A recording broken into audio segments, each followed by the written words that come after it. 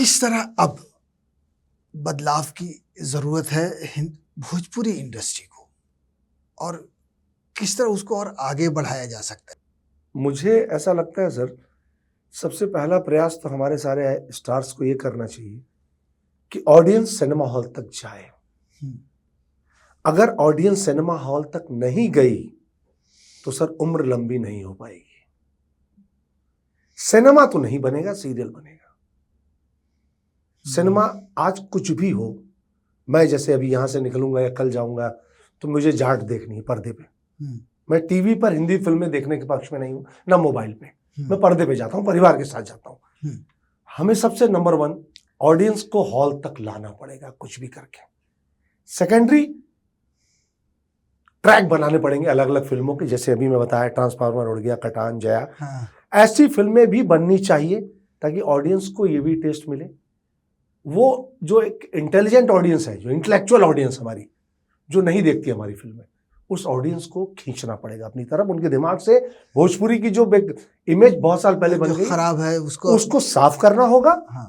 और राइटर्स अच्छे, और राइटर को पैसा देना होगा अच्छा कि वो अच्छा काम करे। मुझे लगता है पर्टिकुलर, बाकी शशि जी बताएं। नहीं, यूट्यूब पे भी जो है ना, इस पे भी थोड़ा सा ये कंट्रोल करना चाहिए कि नहीं कुछ भी आप एल्बम उठा करके डाल दिए टीआरपी के चक्कर में, गाली गलौज कुछ भी आप जो है ना, एल्बमों के तो आप देखेंगे इतने स्तर खराब हो गए कि जो है ना बहुत ज्यादा खराब हो गए। मैं इस प्रोग्राम को इसी वजह से कर रहा हूँ क्योंकि मैंने बहुत सारे ऐसे गाने देखे, इतने गंदे गाने, इतने वाहियात गाने कि मुझे लगा कि उनको सेंसर के दायरे में लाना चाहिए। सेंसर है ही नहीं। बिहार गवर्नमेंट ने ये रूल पास किया है कि वो एक कानून आ गया है कि आप गंदे गाने ना आप बजा सकते हैं और ना रिकॉर्ड होंगे, नहीं तो आपको सीधे जेल होगी।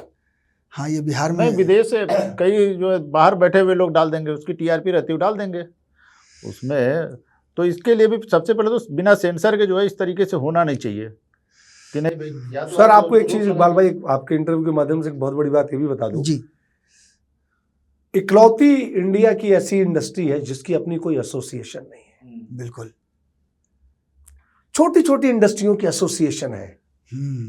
हम हिंदी के मेंबर हैं सर, हम सिंटा के मेंबर हैं, हम इम्पा के मेंबर हैं, हम विम्पा के मेंबर हैं।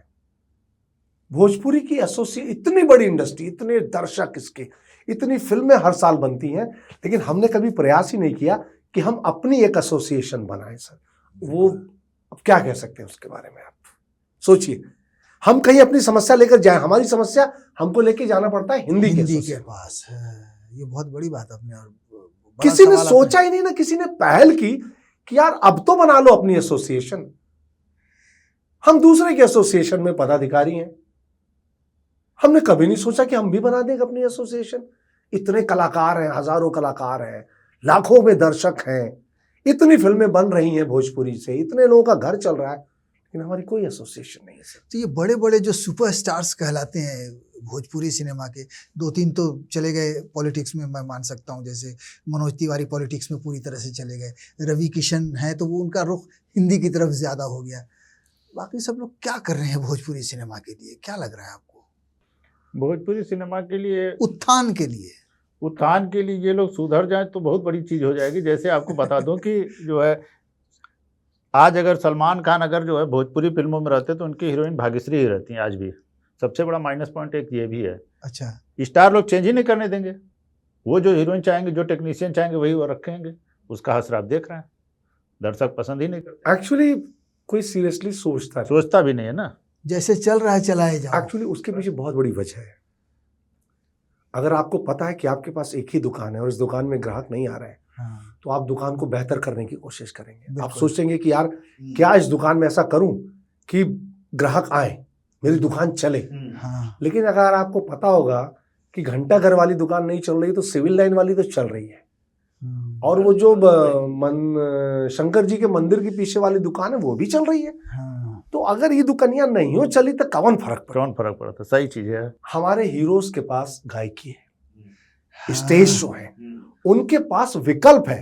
जब आपके पास विकल्प होता है तो हालत तो हमारी खराब होती है सर। हम जो सिर्फ एक्टिंग पे डिपेंड करते हैं कि अगर भोजपुरी सिनेमा बंद हो गया, ये सिनेमा बंद हो गया, तो हम कहाँ जाएंगे, क्योंकि हमको कुछ और आता नहीं है। ना हम गाते हैं, ना हमसे बजाना आता है, हमको तो कुछ आता नहीं, ना हम स्टैंड अप कॉमेडी कर सकते हैं, हम तो सिर्फ एक्टिंग कर सकते हैं। हम एक्टिंग सीख कर आए हैं। ये गायकी से आए हैं सर। इस सच को कोई एक्सेप्ट नहीं कर रहा है, ना इस सच को कोई बता रहा है कि ये क्यों निश्चिंत हैं, ये क्यों भोजपुरी के उत्थान को लेकर कभी किसी ने आवाज नहीं उठाई, क्योंकि उनको पता है अगर रवि जी भोजपुरी नहीं कर रहे हैं तो साउथ की कर रहे हैं, पॉलिटिक्स में है, हिंदी कर रहे हैं, हिंदी कर रहे हैं। हाँ। तो भोजपुरी के बारे में सोचेगा कौन? बाकी लोग सिंगिंग कर रहे हैं, उनके एल्बम करोड़ करोड़ में जा रहे हैं, एक एक फीस ले रहे हैं 20-20 लाख रुपए, और एल्बम में स्टेज शो का पैसा ले रहे हैं। भोजपुरिया नहीं हो चली फिल्मिया तो क्या फर्क पड़ी हमके? सही चीज है सर सबसे बड़ी वजह यही है। बहुत बड़ी वजह आपने बताई है, वाकई में ये गौर करने वाली बात है कि सब ने एक एक दूसरा काम पकड़ रखा है। सबकी 2-2 3-3 दुकानें चल रही हैं, इनके यूट्यूब चैनल भी है, एक दुकान नहीं चल, उसमें भी लाखों सब्सक्राइबर है सर। वो यूट्यूब से उतना कमा रहे हैं जितने में एक फिल्म बन जाएगी भोजपुरी की।